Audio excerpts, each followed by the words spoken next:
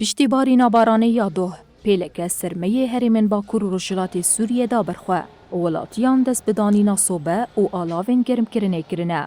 Ev dersûka kirîn, firotin û çaksazkirina sobeyan ya bajarê Reqayê ye. Welatî li gorî daxatên xwe yan sobeyên nû dikirin, an jî yên kevin çaksaz dikin. Welatiyên Reqayê ji bo habûna nirxê sobeyan bigilî û gazindin û diyar dikin ku ew nikarin sobeyan bikirin. اليوم جانا فصل الشتاء وجينا على السوق تنشوف الصوبات يعني ایدی روشا کش و هوای سار بویه مجی بری خدا بازاره دا کو ام صوبیان بکرن لنرخین وان گلکی بوهانه. هر صوبیک به 40 آن 5 دلاری تفروتن. کارین الولاتیان تهره ناکن. جلورا ام نچار مانکو صوبیان خوین کهون چاکساز بکنو داینن. براستی نرخین صوبیان ام گلکی ماتمای کرن.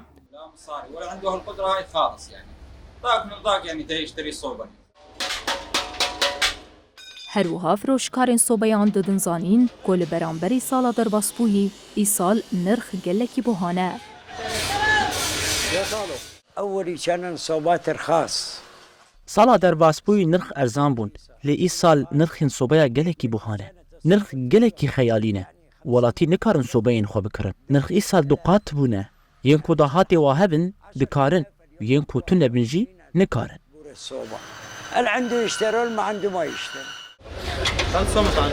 Bilindbûna dolarê Emerîkî û dorpêça li dijî herêmê bandoreke neynî li ser tevahî kert û qadên jiyanê kiriye. Ji lewra bilindbûna nirxê sobeyan jî yek ji wan derencama ne.